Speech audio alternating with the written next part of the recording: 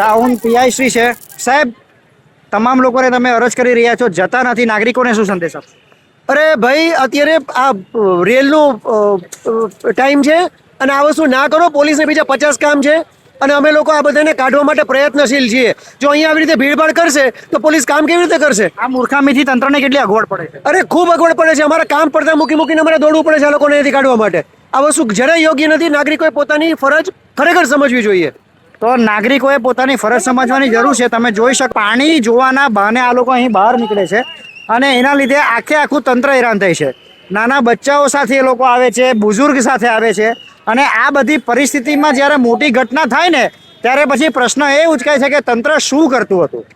Police ખડે પગે ઊભી છે, પરંતુ પોલીસ અને તંત્રની વાતો માનવી પડે, બરાબર છે, માનવી પડે અને એ લોકોને યોગ્ય રીતે આપણે ન્યાય પણ આપવો પડે.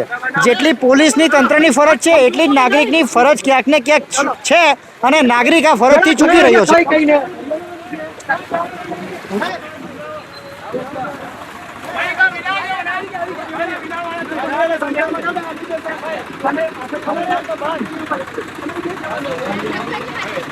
શાકભાજી માર્કેટ જવાનું છે.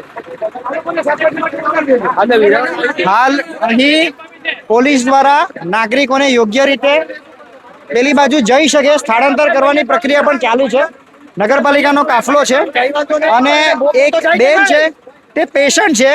એ પેશન્ટ સારી રીતે પહોંચે તેના માટે ટાઉન પીઆઈ શ્રી એ કસરત કરી રહ્યા છે. બરાબર. હાલ આગળ પણ જે છે વહીવટી તંત્રએ બીજો કાફલો મોકલવાની જરૂરી છે, કારણ કે માત્ર એક પીઆઈ અને એની નાની ફોજ બધું ના સાચવી શકે. અહીં 4 એન્ટ્રન્સ છે, ચારેય બાજુથી પબ્લિક આવે છે અને તે પબ્લિકોને સાચવવું પણ અહીં જરૂરી છે. આભાર.